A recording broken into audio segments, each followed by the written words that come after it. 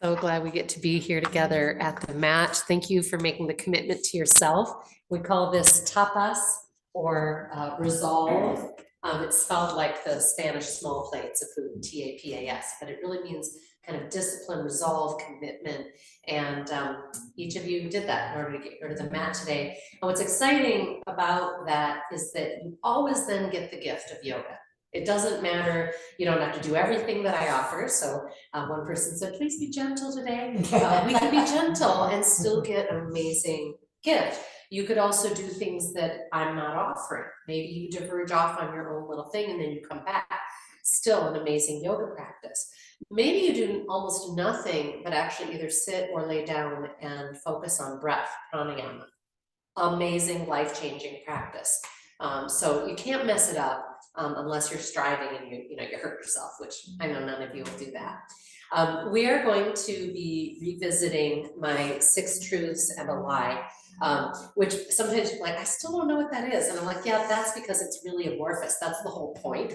But I'm going to just give you a fundamentals review here. Basically, it's my idea of the most critical things to have a balanced body, essentially, to counteract our daily life. And so it is getting into your breath and your core, which I mostly use compression and expansion breathing for, which we do a lot here in our practice together.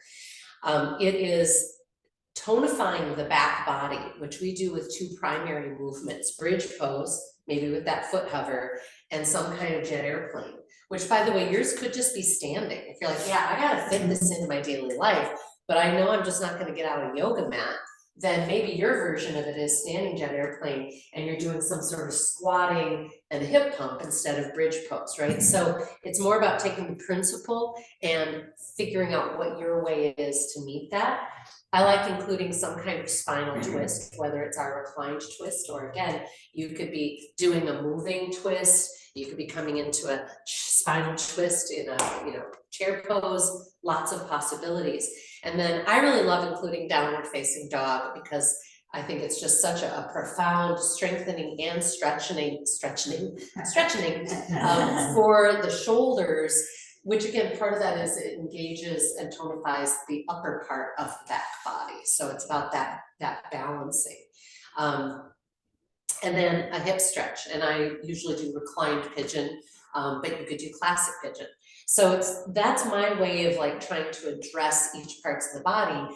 And then depending, you might finish standing and kind of have that be your centering as you move into the day. Maybe set your intentions, or you might close with just a few minutes of seated meditation, and that's your grounding and your centering.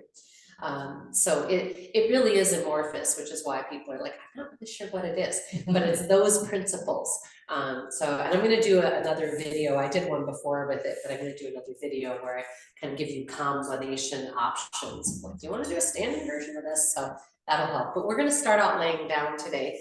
Do have your block handy because we're going to toss in a little support of the sacral triangle in there, which again is a gentle way of balancing front and back body.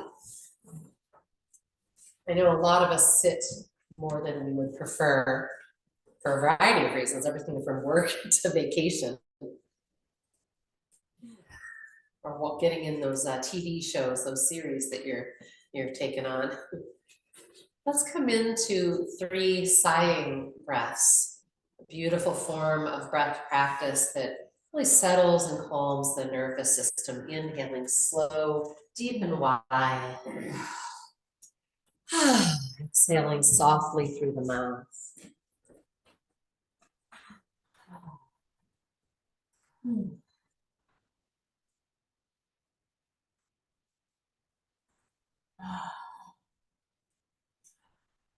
Oh, you guys sound so good.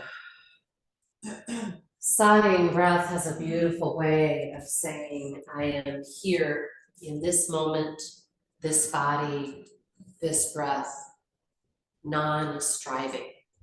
Right? So we know a beautiful, productive practice will unfold, and we don't have to make anything happen. So please now find those little points of introversion that we practice that allow us to both be awake and relaxed in our practice. Turning the gaze up and in, third eye point. Light connection, tip of the tongue, roof of the mouth with the rest of the tongue and the jaw soft. Maybe even a soft smile. Lovely time to recognize and be grateful for the incredible harmony and wisdom inside of your body. A light contraction of the throat to create more ujjayi, great sounding breath. You can think of it as ocean waves, or I also really love the sound of pine trees and poplar trees as they get caught by the wind and they make that whooshing and rustling sound.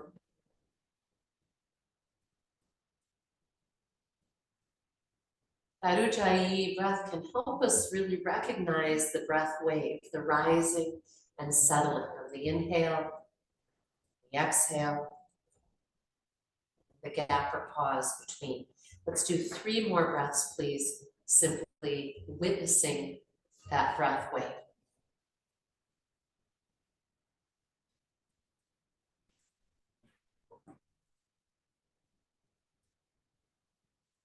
Notice if the mind wanders and simply call it back to breath and body attention again.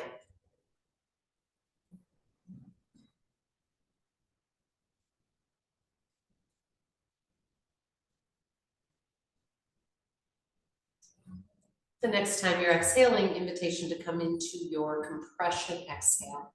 So you're simply laying on your mat in corpse pose, but as you exhale, you're slowly, firmly drawing the abdomen towards the spine and then anchoring that low back into the floor, which should kind of tilt the pelvis upward a little bit, that pubic bone.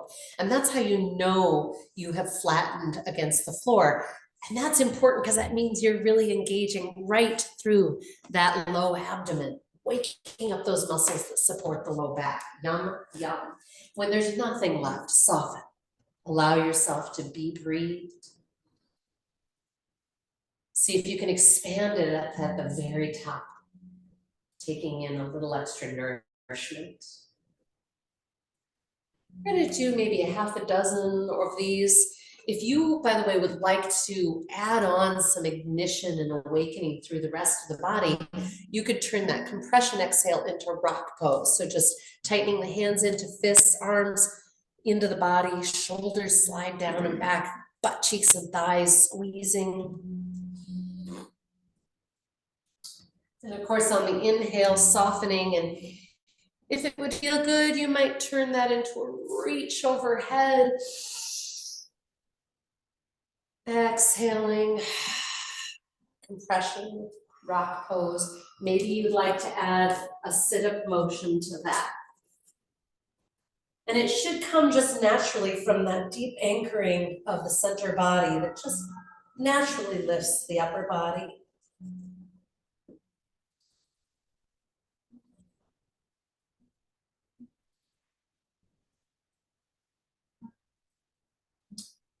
One of the reasons rock pose and poses like this are so important is that we're actually tightening muscles that are already kind of a little bit low grade tight.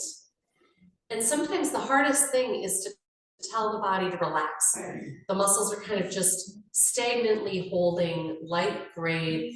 And it seems to me sometimes the only way to talk to them is to actually squeeze them tighter and then relax. It's like squeezing water out of a sponge, and then all of a sudden it can take on more.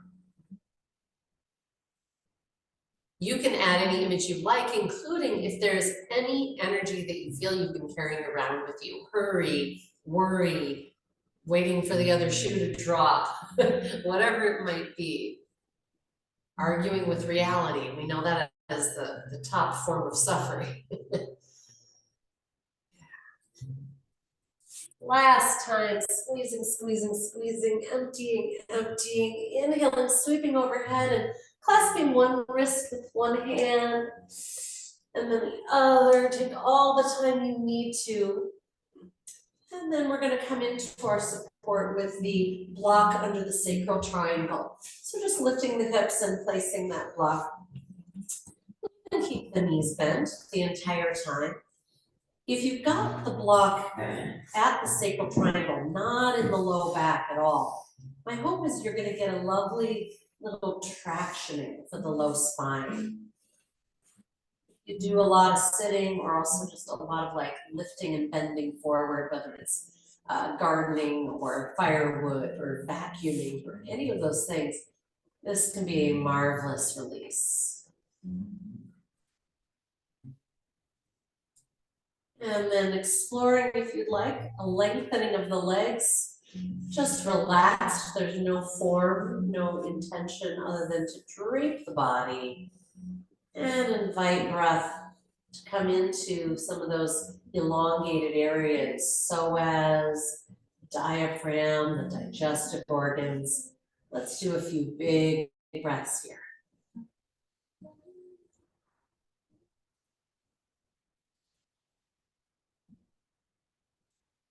I always find the exhale giving into gravity here creates its own distinct stretches and releases. Usually only staying a few breaths in each of those. You never want to hold out of neutral too long. Coming on out, we'll bring knees into belly as a beautiful counter shape before we explore our bridge with foot hover and possibly leg extension if that's your version. As you place your feet, think about igniting the toes outward and down, feeling all four corners of the feet. I like bending the arms, so just my upper arm is in connection and I can make my little shoulder blade sandwich before I even raise the hips. We'll do exhaling, rising, and inhaling, slow descent for a few rounds. This is, again, so great at waking up that back body, but I know a lot of us have pretty tight hamstrings, and if you feel like they're about to cramp or kind of freak out on you, just pause, straighten the leg, again, give it a counter shape or ignition, and come on back.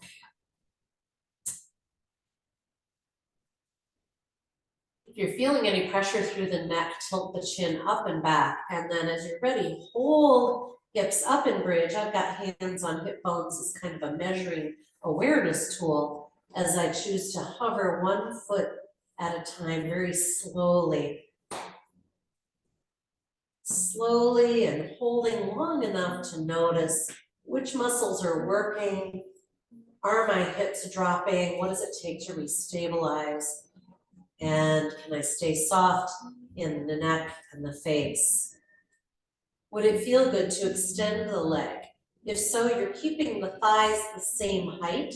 You're just straightening and rebending the knee. Heel flexed makes a big difference to our strength and stability. In your own time, releasing down and out and knees to belly. So I'm going to take us into spinal twist, but again, this is where your practice might unfold. You may be like, oh man, I have got to go into happy baby before I go anywhere else. Those are the body instincts we always want to listen to. I'm going to take my knees all the way to the left in spinal twist. Don't rush. We're not going to ditch you. And I find it helpful to take my left hand to anchor the tops of the thighs. Heels reflex, knees straight forward to the hips, and I'm opening the right arm and saying hello to that entire kind of torso, really, that ignites during the rotation. We can change the angle of stretch by exploring the arm position. It might be straight back, might be kind of up behind the head.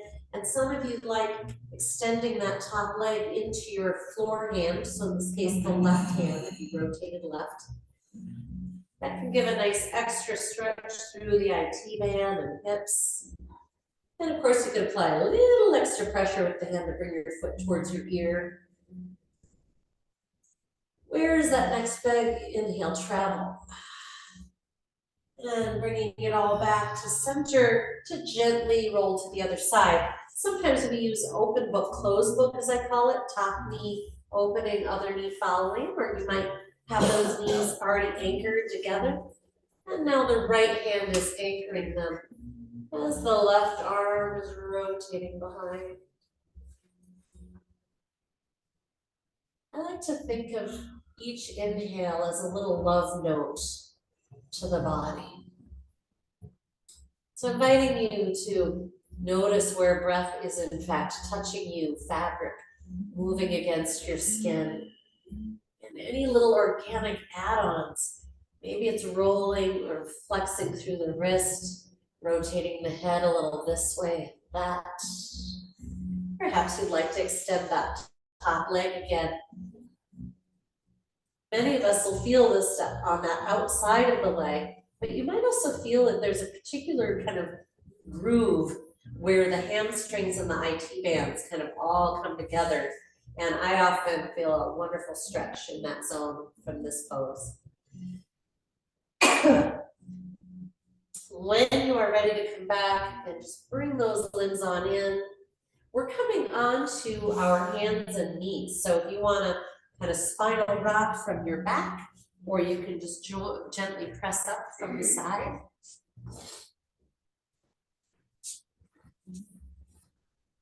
Oh, I forgot to list one of the 6 truths and a lie is the forearm plank. So that's where we're going right now. For core strength, yeah, you got it. Come on down, forearms, shoulder heads anchor, tucking that tailbone. And you can do a little pulsing and kind of a cow-cat back if you feel like that area needs some waking up before you step on back. Forearm plank, you could drop to knees immediately for a little less intensity, especially if you're feeling any low back discomfort. A reminder that you want to squeeze your inner thighs together in forearm plank, that's one of the key stabilizers. And if you are on your feet, you want to power those thigh bones to the sky. Oh, you guys look good. Let's take one more deep breath there. And then release slowly to the belly for our jet airplane. Now, you might want to take a little rest. You can rock the hips. When you're ready, anchor the pelvis and inhale, expand and blossom, raising just the arms, perhaps raising the head and chest. Some people like the legs. I usually feel some back tension when I raise my legs, so I often will anchor instead. You might try blossoming fully into the pose and then practicing relaxing completely until the next inhale breath wave comes. Let's do a couple more breaths here. You could hold and enjoy some kind of swimming arms, slicing, however you want to think of it. Reaching long, middle finger to middle finger. And then we're going to press back to our downward facing dog, working those heels towards the floor. And this morning I'm offering classic pigeon. If you want your reclined pigeon option, you would pop to your back body for that. But for now, just pedal out those feet a little bit, working that marvelous strength across your upper back and those fabulous shoulders. And of course, the stretch in the calves, Achilles, hams. And I'm going to bring my right knee forward behind the right wrist. You can always take the leg flying first, right? All these little add-ons to the dance. So pigeon in general can be a little bit intense on people's low back or knees, but I find part of that is that a lot of people have been taught to kind of crank that foot forward. And what I want us to notice is there's really a lot of wonderful stretch available here. If you want a little more intensity, use the back foot to pull a little further back, just a little. And you might settle the forehead on fists or go all the way to the floor. And please join me in 3 big breaths. So big inhale, send it down into the hips. Exhale, dump it through the mouth with a sigh or a huh, or even a lion stretch if you'd like.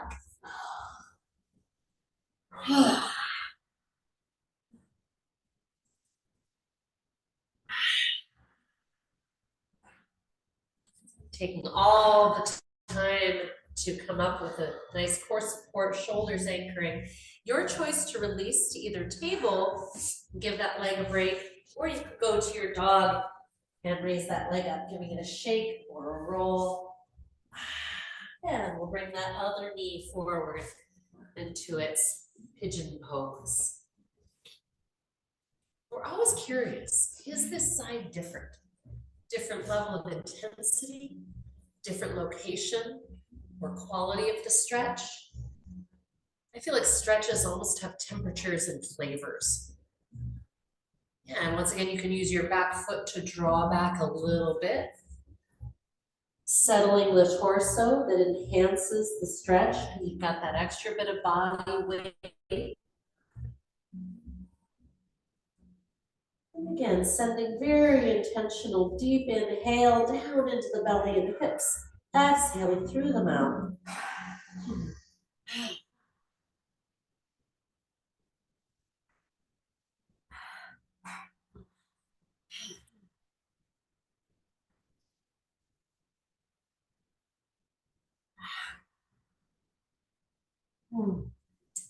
Slowly establishing your exit.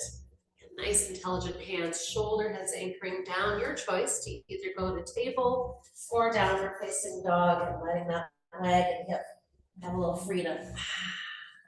I'm going to take it into a little spinal pumping here. So yours could be cow cat, just coming onto your knees, or coming into a little upward facing dog, downward facing dog. If you're doing that, remember, drive those thigh bones towards the sky. That's really what stabilizes the back and makes it easy to get into your core strength to press back to downward facing dog. One more breath round. Then we're going to all meet in ragdoll back in the mat. So slowly pressing through one hand at a time if you're coming from your plank, for example. Committing to the full, nice core support, letting the head grow with gravity, and then sit the butt to chair to inhale, root and rise, using all that glorious leg and glute strength. Exhaling prayer hands, inviting you to tune in and notice. What's in your body today? What's in your heart? How is it different than what you arrived with at the mat?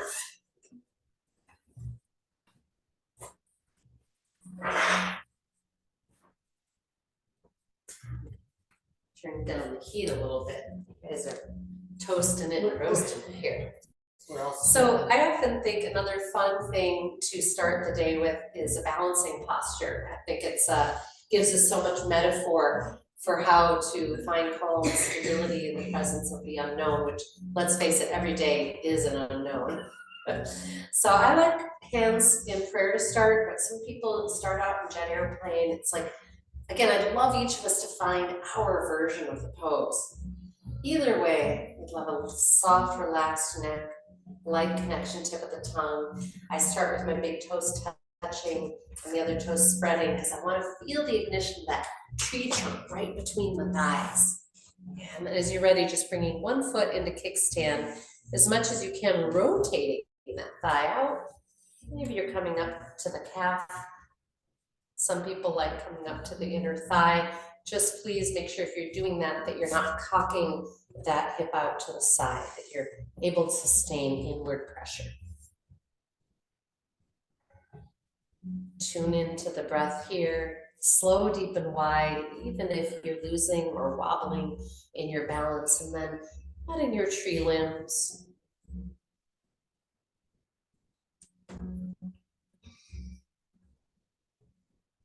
If you're not wobbling at all, you could close the eyes. You could also kind of take one hand down and follow it with your vision before returning.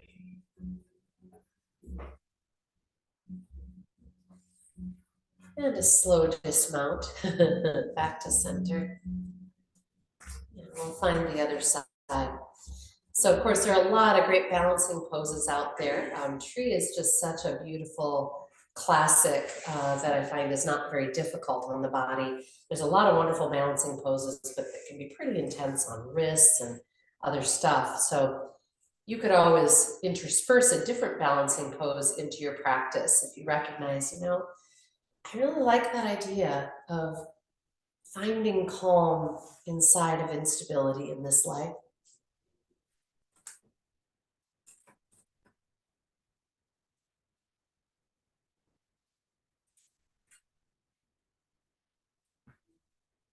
Is this side different? Generally, the balance challenge is revealed in the inner line of the foot peeling away. And the way we can communicate strength to that part is actually from delivering that inner thigh squeeze from glute thighs rooting down. And see if you could challenge your balance a little more with eyes closed or taking vision down. Commitment to breath. And slowly releasing. Good. Inhaling, root and rise. Big glute squeeze, a little hip pump forward. Exhaling, swan dive and fold. Nice compression, exhale. Inhaling, hands on shin bones, extend halfway up. Exhaling, tuck the butt to chair. Remember, your chair could be bar stool. You could be nice and low. You can always come onto the balls of the feet. I'm going to ask you to find a moment again of core strength and stability. Peace through your neck. Inhaling, root and rise. Exhaling, prayer hands, lifting the right knee into standing crane. We're going to be coming forward on our mat into our warrior one or crescent lunge. And I want us to just see how quiet we can make it. Big inhale. On your exhale, drawing back through that center body as you reach into the unknown. That was very quiet in here, by the way. That was impressive. I was like, are they doing it? Steering right hip bone back, left hip bone forward. We're gonna settle a little bit. I like bending that back knee. I find that I get less stress through some of those groin muscles that can get overstretched, but also I have the much needed quad strengthening and stretching. Adding your arms, lots of opportunity for noticing what angle feels great, what gives you a sense of strength and freedom. And a long inhale, invitation to rise up through the heart, maybe through the head. Exhaling, we're going to hinge forward into our jet airplane arms and back. And I bet there's a little more length in our back of the neck. Think about kind of tucking the chin and reaching through that crown. Another inhale, reaching up. Big back bend, exhaling, downward facing dog. You could take that leg flying if you'd like. That could feel real good. And then we're flowing into our dog series. You could always do cow cat as a beautiful alternative. Inhaling to your plank. I recommend knees down for your first chaturanga of the day. Exhaling, maybe 1 inch elbow bend. Maybe slow, steady descent. Inhaling into your cobra or upward facing dog or even jet airplane. Exhaling, downward facing dog. And let's find a sighing breath here.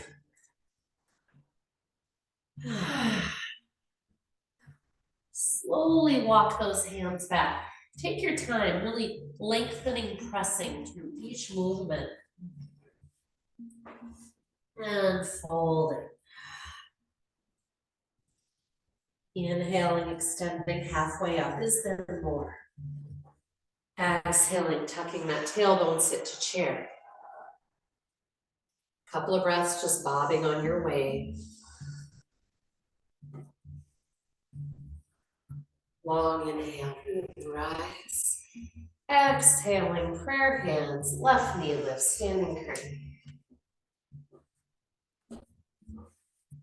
So as we're balancing, I usually have 2 points of focus in my own mind. One is the light connection with the tip of the tongue, and then it's that light connection palm to palm. So again, presence without striving as we engage firmly on the exhale, belly drawing back, reaching forward into space and our future. Real good. Left hip bone back, right hip bone forward makes you strong. You can even try hopping in your lunge. Again, your version, maybe a little dip of the knee, shoulders slide down.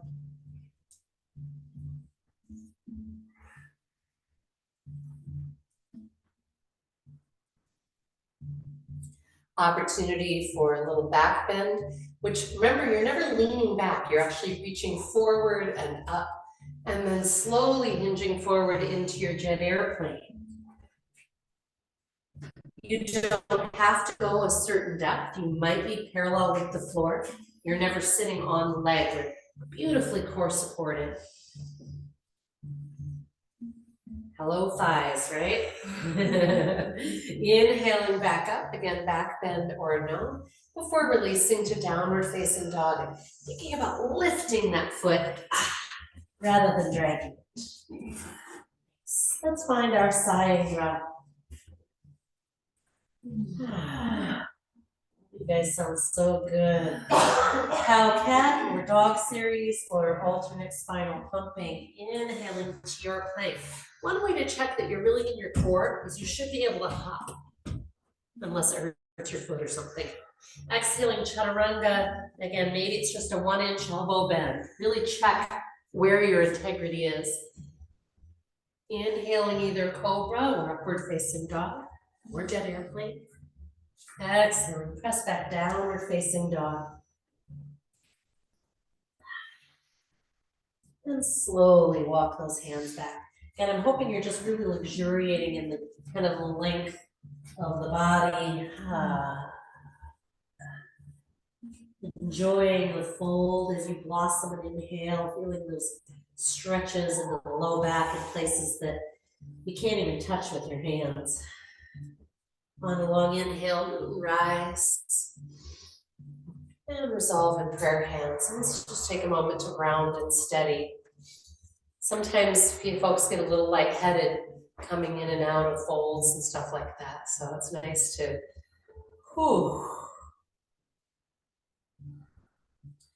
Just coming into our standing quadricep stretch. And if you want to grab a hold of a wall or anything, go for it. Before you even begin to reach for your ankle, give that little glute squeeze that solidifies the low back, stabilizes it, and then reaching for one ankle. Once you've got a hold of it, remember to bring the standing or the bent knee back in towards the straight leg. You might extend the other hand out in front. We're working with subtlety here. If you squeeze your glutes a little more, if you let your knee come back and in a little more, if you rise up through the heart a little more, and if you breathe more deeply, all of those should bring us some subtle edge. When you feel complete, give it a kick. And I feel a nice kind of warm awareness in that thigh. All right, let's find the other one. You guys have got the balance thing down this morning, I tell you what.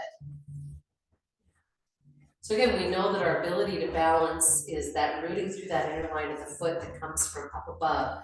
So the more you keep squeezing those inner thighs towards each other, the more you'll feel that stability. Is this side different? Are there any subtle things that I named before that could just bring you to a sweet spot, a big, beautiful edge, knee coming in back, heart rising, breath deepening.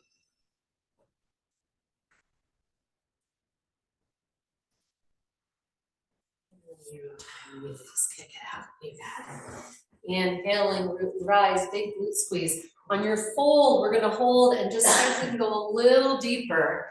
It doesn't mean your legs ever have to go straight, but you're going to be creating the intensity of stretch through the belly to spine action, compression breath, and then deepening your fold.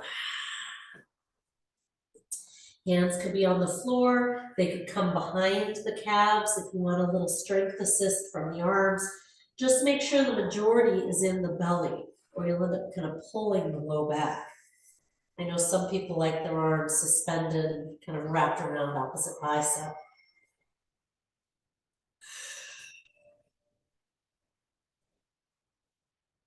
One last breath here.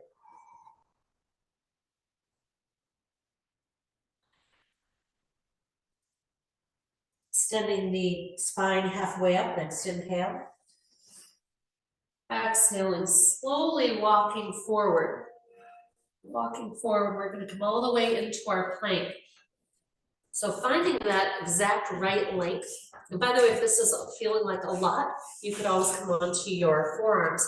We're gonna be doing a little movement kind of in and out of plank and with some core work.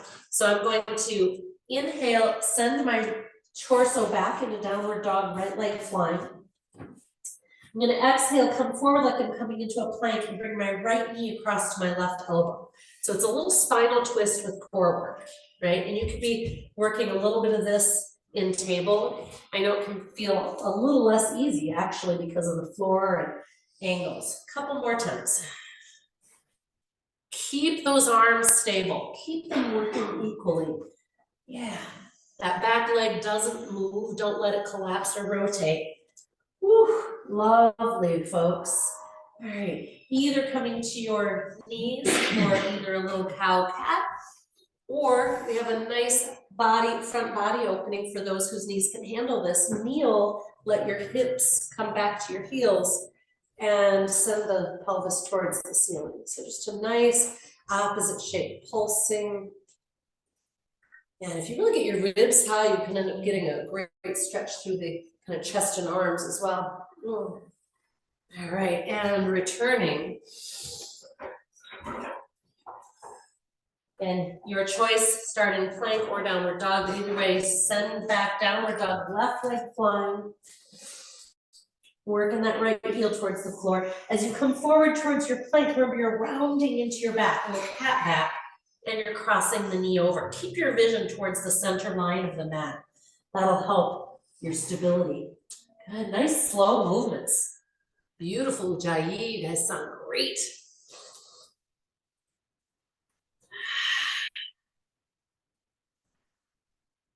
And once again, I'm going to release us to a front body stretch. Maybe it's the kneeling thing that we just did.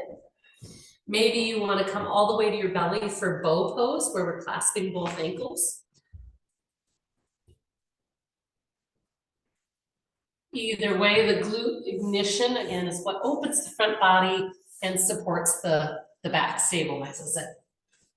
If you're moving into bow, you're pressing those ankles back into the hands.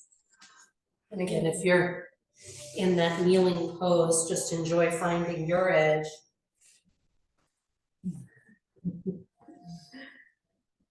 And let's all release to a resting posture.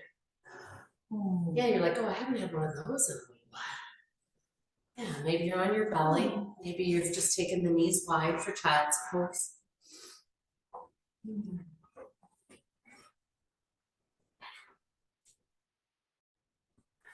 So one of the primary things that yoga does is liberates the spine, creates space in the spine, which is how all of our life force flows. So we always want to notice if we're doing anything that compresses there, but some of the beautiful strengthening you're doing is then supporting that space in the spine, because it's not the spine itself, right? It's all this tube of our core. So we're going to do one more little round of in and out of forearm plank and some jet air plank. So on your belly, if you're not already there, or if you're on your knees, you can always enter forearm plank from there, right? So on your forearms, stepping back onto your feet, and if you prefer knee down, just drop to the knees, relax the feet. Looking good and strong, yeah. Yeah, I love it. I don't see any bodies swagging, which is great. You should feel like you could almost lift one forearm up at a time. So notice some of you have your head what I would call just a little dropped.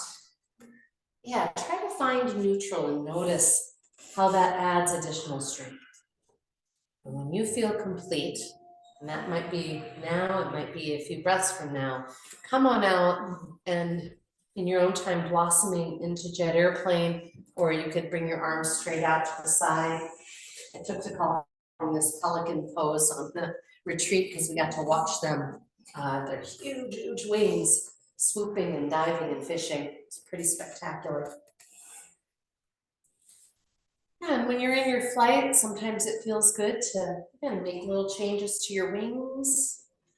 Maybe it's about just dipping and then soaring again. You guys are doing a beautiful job of extending versus lifting, and that's great. Again, supporting that spinal elongation.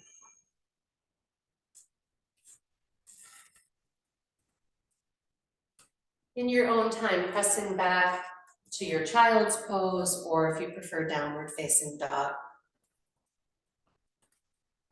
It's a good time to take a little sip of water. Notice anything else your body is needing.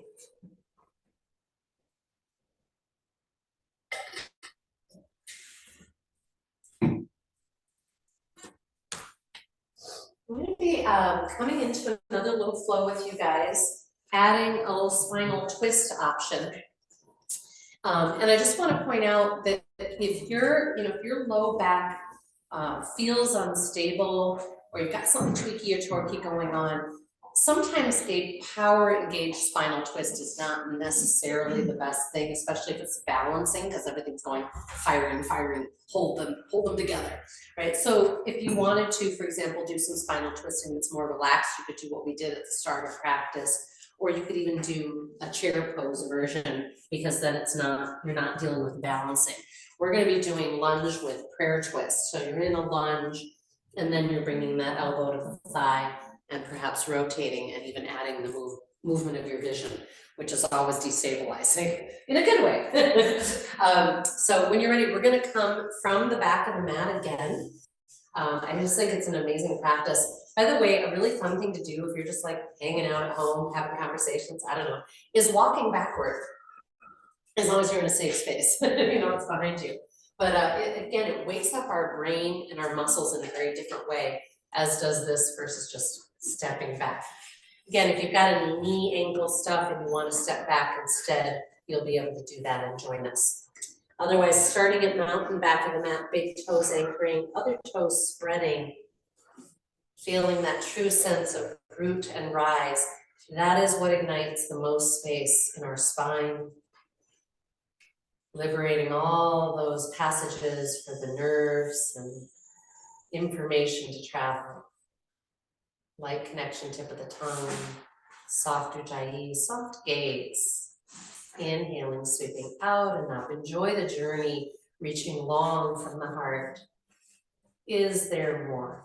Exhaling, prayer hands, lifting that right knee, standing crane. I'm going to do a little twist right here. So inhaling, sweeping up, and exhaling, rotating right. Inhaling back up, and exhaling, prayer hands, stepping forward. Marvelous and impressive. Inhaling, rising up. We're going to come into our prayer twist here. And remember, you could always do a knee down as well.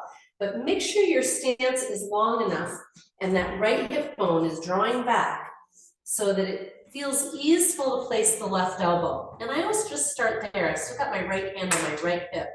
I'm going to look at my right big toe, make sure my shoulders are anchored and the core is engaging. Then if I can, I'm going to place my hands in prayer and I'm going to begin exhaling, rotating, bringing the rag to the right, and maybe even taking my vision up. Just a couple of breaths there, working with the integrity, the breath.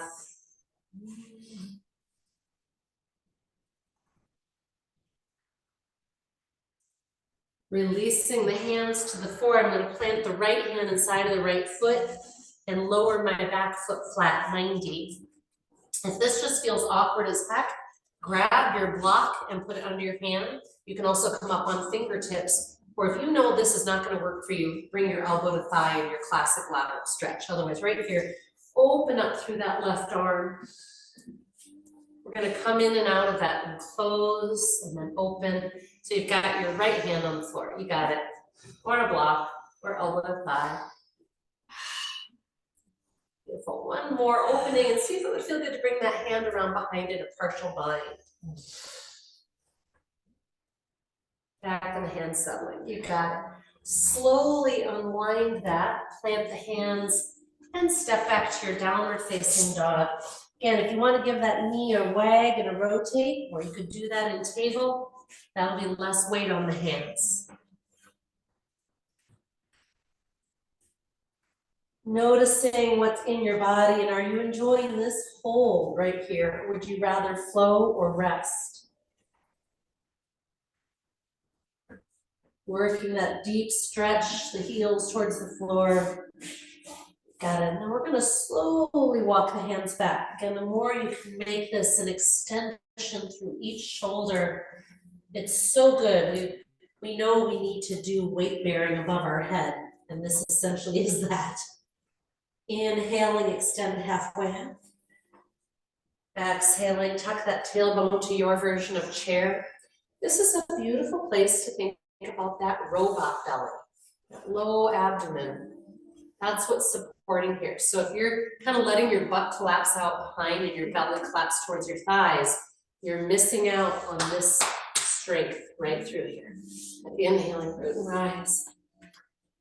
Exhaling, prayer hands, left knee lifts.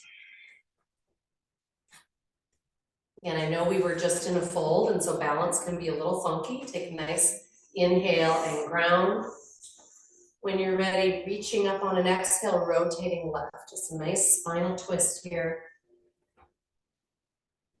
Inhaling back to center. And exhaling forward. So your left hip bone back, right hip bone forward. Notice how that's feeling. Again, if you can deepen your lunge, this usually feels better. We're going to hinge forward, draw our belly to our spine. I've got my left hand on my left hip, and I'm going to rotate my right elbow onto the thigh. This might be your version right here. You don't have to go deeper and bring hands together, but that does give you a little more power to twist. Now check and see if you think your head is coming forward, and see if you can draw it back into alignment with the spine. Beautiful, beautiful, subtle work there. All that good proprioception your feet are doing, isn't it awesome? Yeah, it was good. Falling out is good. All right, when you do feel complete, we're going to come out. We're going to plant that left hand, plant that back foot. Again, maybe you're using the block inside of the ankle, whatever height you need to. Send your hips towards that right edge of the mat as you open up. All the power coming from that back foot and leg. Release it a little bit and rotate it open a little bit. One more time, invitation for a little partial bind, bringing that hand around. And you don't have to be looking up. And when you feel ready, slow unwinding, release. Come onto the ball of your back foot in order to release that leg. And settling into your downward facing dog. Maybe a sigh. Maybe a nice compression. Slowly walking the hands back to the feet. Inhaling, root and rise. Exhaling, resolving in prayer hands. Roll those wrists out. We're going to do a little nerve flossing, a little love up for our upper body. So the first one is in prayer hands. We're just going to take the hands side to side.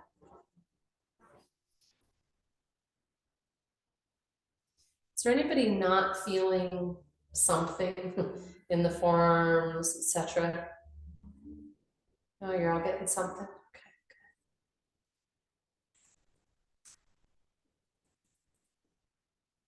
So when I was assigned this by my physical therapist, I was told to do it like a dozen times, each way, basically.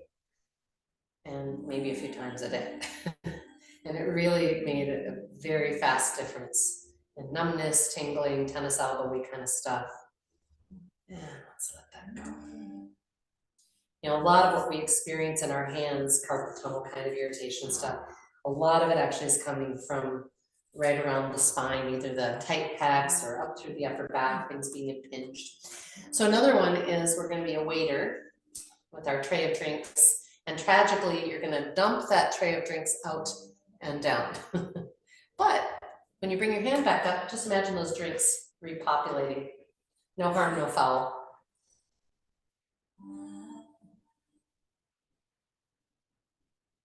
And if you're not feeling much, again, double check that A, your hand is staying really flexed, and B, that your elbow is straightening. Anybody not feeling anything here? Plenty? Is that what that meant? And again, theoretically, you might do a dozen on each side. Let's try the other side.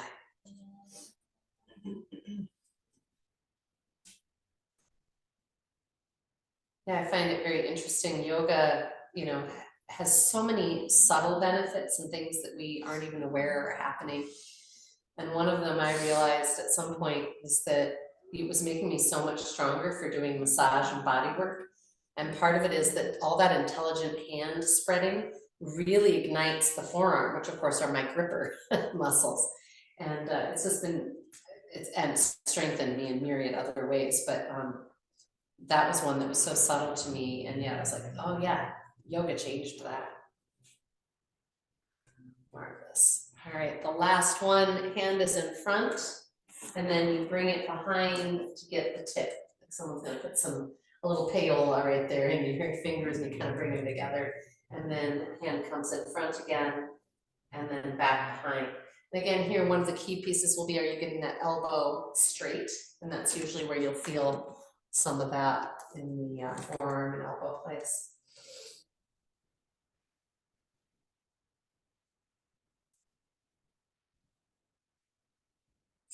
The ability to straighten that arm, I see, is definitely an anti-aging thing. If you look at people who look old, I don't want to say are old because, you know, it's like I've seen people of all ages have this, you know, the arms being kind of bent as they're walking.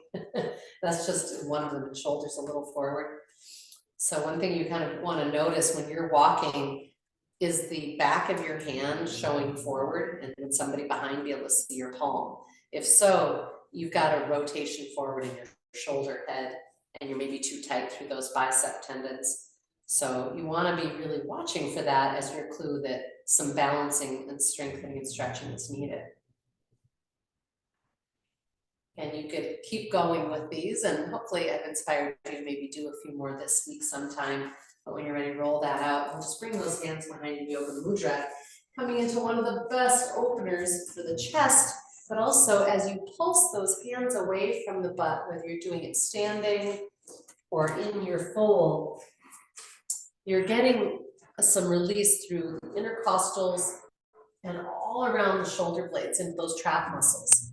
You know, these are the areas I find people are really tight, and they often wish someone would massage for them. And it is nice to have someone else do it, absolutely. But it's wonderful to be able to offer your own release. And at some point, when you're complete, invitation to bring one arm around in front, thread the needle, pressing towards the body. Sometimes tilting down towards that arm feels really good. And letting it float up and away. The other arm in front.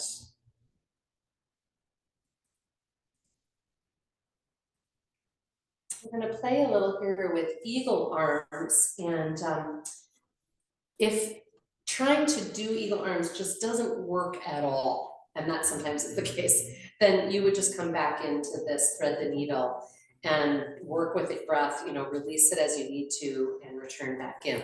Otherwise, eagle arms, I'm going to join me in bringing right arm across the front body. Then you're going to try and take your left arm up and over, so kind of above the elbow line.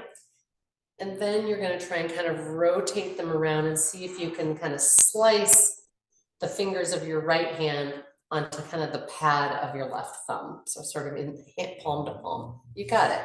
And then there's the option, ever so gently, to slide the elbows up and down. Yeah, and you're stretching some stuff that doesn't get a lot of stretching. There's also some intense kind of shapes happening in through here where there's a lot of small nerve spaces. So like I said, this is why we go real slow. And take your arms to what you think is a nice edge. Maybe it's kind of, for me, it's usually elbows about shoulder height, and take a deep breath. And release, take flight. let's find the other side. We'll bring the left arm out in front, right arm up and over, and rotate around and see if you can get the left fingers to be able to touch the palm or pad of the right thumb. Little adult twister here. Sliding those elbows up and down. And if any of you have a known, shoulder injury or history, you might become aware of it here. And of course, we never want to irritate, but sometimes you can touch that area and kind of massage it and give it newfound space or freedom. And you might hold the elbows at about shoulder height or whatever feels like a good edge to you and blossom deep breath. And release. Marvelous. Nice work, folks.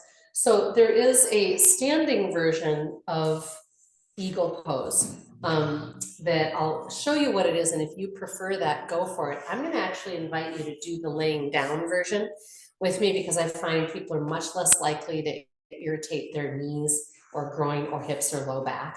So while sometimes the extreme version of a pose sounds fun because you're like, oh, look what I did. But if what you did was also ouch, not so great. So for your information, for your reference, and you could just try it out briefly right now, you basically, to create the lower body part of eagle pose, you just did the upper body. You're taking one leg and you're crossing it over the other one above the knee. And then you're theoretically wrapping your foot in behind the other calf. But that can create, again, a lot of knee tension. And a nice alternative can be just crossing and then letting that foot kind of be flexed and hanging out there. So, you don't want it just flopping around. It's intentional, right? Another option that sometimes people do would be more of like a seated, chair pose with the ankle just crossed, okay? I'm gonna be doing it laying down. I think it's got, I don't know, it just offers some fun stuff that I like. Your core is really rooted and stable on the mat, but you can see what you think, all right? So when we're doing eagle pose, the arms and the legs are doing opposite things. So I will talk you through the right and the left of it, all right? So I'm gonna just start off with my back on the floor, and I'm going to I'm using my hands, I'm gonna help my right leg cross over my left. And I always want to then have those feet flexed because that's going to create stability through the knees. And so just having the feet flexed and the legs crossed is plenty. If you like that hook of the foot, go for it. I can hook my foot and I can also feel immediate tension around the outside of my knee connections. And I'm like, so yeah, I'm not doing that. I'm going to then take my left arm over my right because we have right leg over left. So I'm going to take left arm over right, rotate around. And again, if this is irritating, instead just do that thread the needle, left arm across the body and right hand drawing towards the chest. Otherwise, you might bring your right thumb kind of towards your third eye of the forehead or slide it up a little bit using your core and your breath. And when you feel complete, you can unwind all four limbs. Kind of taking it in a big spread eagle. All right, and then I'm gonna bring my left thigh over my right, assisting with my hands, flexing both of the feet. I'm gonna bring my right arm over my left, rotate around. Something I didn't offer on the other side, actually, that I only just remembered is sometimes people will do sit-ups in this pose. So you're bringing your knees and your elbows towards each other.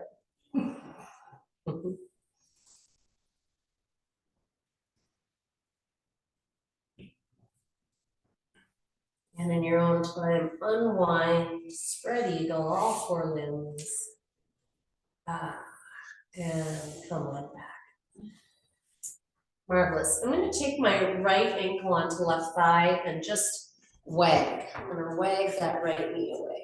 Oh, yeah. And then invitation to create a little reclined pigeon. I'm going to hug that right knee. I often also benefit from grabbing the foot. I feel like I can make a subtle shift in angle and power, and then sending it a little towards the center line. Blossoming breath. Say hello to those amazing hips that held you through all those chair poses and lunges. And then invitation to plant your floor foot. And if you can get a hold of your right foot, I'm going to take my middle and index finger between my big and second toe. I know not everybody likes that sensation. You could hold the blade of the foot or the ankle as well. And then I'm going to take my left arm out, anchoring it onto the floor before extending my right leg out to the side. So I'm using that left foot and my core to keep the body rooted. I don't want to roll the body off of the floor. I should feel pretty stable in my root and reach. Sending breath in there. You could always bend and re-straighten the leg. You can also use a strap here. I should have mentioned that, making your arms longer. And bring that on in, and we'll switch, crossing left ankle onto right thigh, and just giving it away, wagging that knee away. Then hugging the knee and clasping the foot if that's your version. Sending it a little towards the center line. Sometimes pulsing is the most effective. So rather than just going right to your edge and holding, it might be kind of going in and out of the edge. Always sending breath. And at some point, planting that right foot flat, right arm out, clasping the left ankle or foot or big toe, staying rooted through the body as you play with extending through that leg and drawing it towards the ear.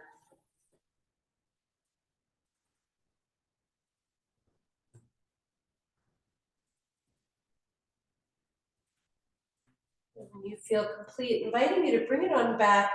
And if you've got a block within reach, I'm going to invite you to just place it right between your thighs and give the biggest squeeze to that block. You're going to squeeze and unsqueeze.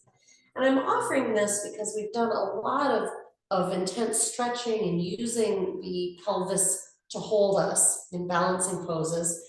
And one of the balancing factors for all of that is strength through the inner line.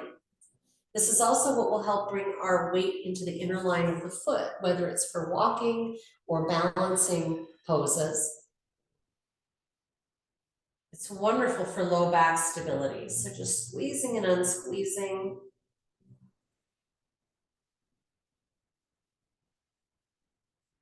I'm going to invite you in waterfall. So we'll be placing the block under the pelvis again, like we did right at the beginning of practice. I'm going to offer you a slightly different shape here. I do have these soft blocks, so if there's anybody who's like, yeah, the block is just too hard, that's an option. So just bring one knee in towards your belly and then the other. We do it one at a time just so that we're not stressing and arching the low back. Then taking your legs straight up to the sky, heels flexed. Some of you might enjoy just laying here and enjoying the inversion and the stretch at the same time. This is sort of similar to using the wall, but you can also kind of pulse the legs towards your head and return. This is not a big movement. We're not going into plow. I don't want to feel any pull into my neck. If you do, you want to tilt the chin up and back a little bit, maybe work those shoulder blades underneath. And sometimes from here, it could be a really fun stretch with gravity to take those legs out in a straddle.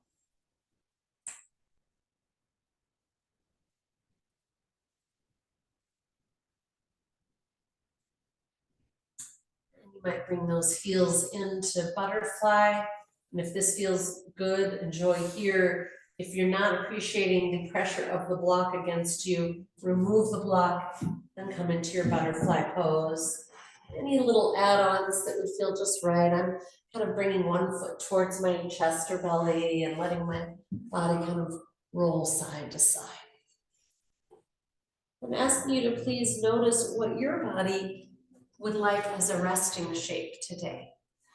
Perhaps you want to just be on your back in corpse pose or with butterfly legs. Yeah, one person's doing that.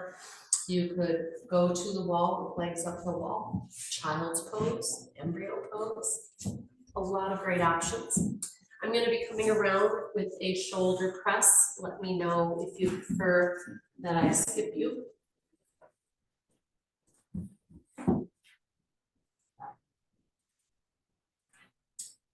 You might want something under your knees. Often this helps the body feel really settled and reduces pressure in the low back. Of course, you can also recline onto the bolster. We talked about this on retreat a little bit, that the value of knowing how to create comfort and support in your own body.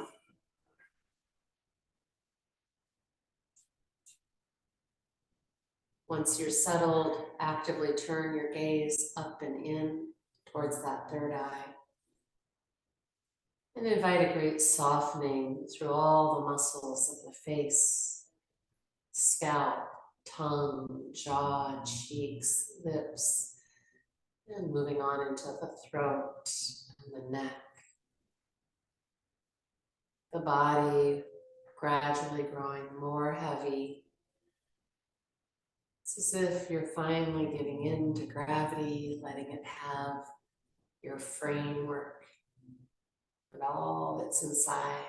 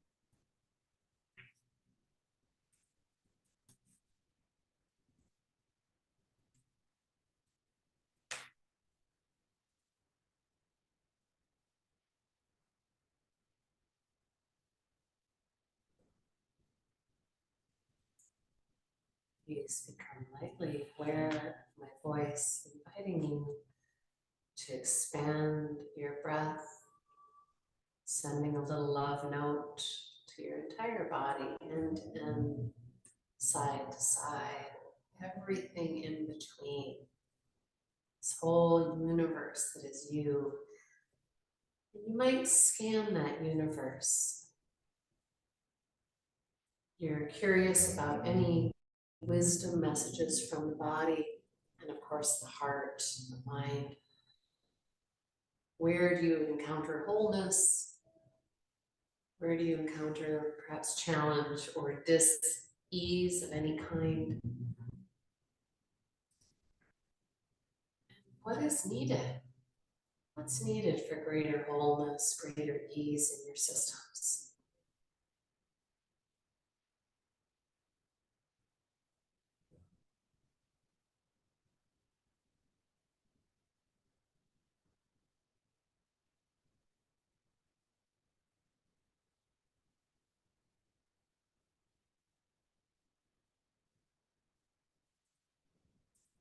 Might close your practice with a brisk rub of the hands if you are ready to make that journey into the day, waking up your own healing prana, and then as you're ready, turning it towards your body or face, either making contact or staying in that sort of 8 to 10 inches off the body out into the energy body.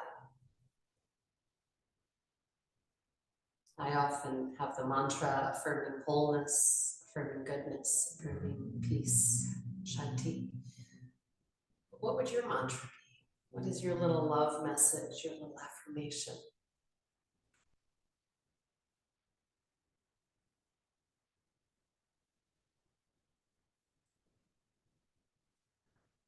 Thank you each so much for getting to the mat today, joining me here.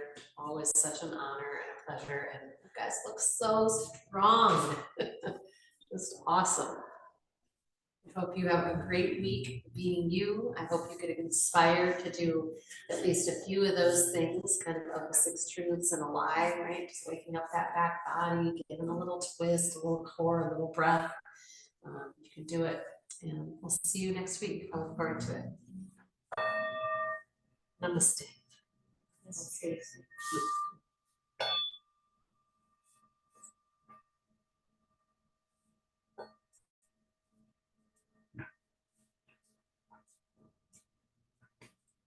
As always, I am here literally now, but in general, if you've got questions, if there's anything I can do to help enrich your practice, make it feel more like what you're needing at this time in your life, or address any body disharmonies that are coming up. Obviously, I don't know everything, but usually together we come up with some sort of new insight or direction to investigate to make things better. That's how we go, just on and on.